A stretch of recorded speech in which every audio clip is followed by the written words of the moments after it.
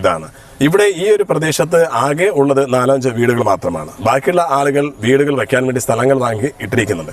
പക്ഷേ ഇവിടെ ഈ പറഞ്ഞതുപോലെ 12 ലക്ഷം രൂപ സാങ്ഷനായി അതിന്റെ പണി ഏകദേശം മുന്നോട്ട് വരുന്നു. പക്ഷേ ഈ 12 ലക്ഷത്തിൽ നിൽക്കില്ല എന്ന് പറഞ്ഞുകൊണ്ടാണ് അദ്ദേഹം പണം വാങ്ങിയതെന്നാണ്. പക്ഷേ എന്ത് തന്നെയായാലും വീഡിയോയിൽ അദ്ദേഹം പണം വാങ്ങുന്നത് വ്യക്തമായി തെളിഞ്ഞു കഴിഞ്ഞു. അദ്ദേഹം രാജിവെച്ചു കഴിഞ്ഞു. ഇനി പാർട്ടി എന്ത് തീരുമാനമെടുക്കും എന്നാണ് കണ്ടറിയേണ്ടത്.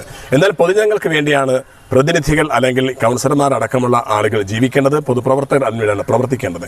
ജനങ്ങളെ ചൂഷണം ചെയ്യുകയല്ല, ജനങ്ങളുടെ നന്മയ്ക്ക് വേണ്ടിയാണ് അവർ ജീവിക്കേണ്ടത്, അവർ പ്രവർത്തിക്കേണ്ടത്. അങ്ങനെയുള്ള കൗൺസിലർമാരും മന്ത്രിമാരുമാണ് നമുക്ക് ആവശ്യവും.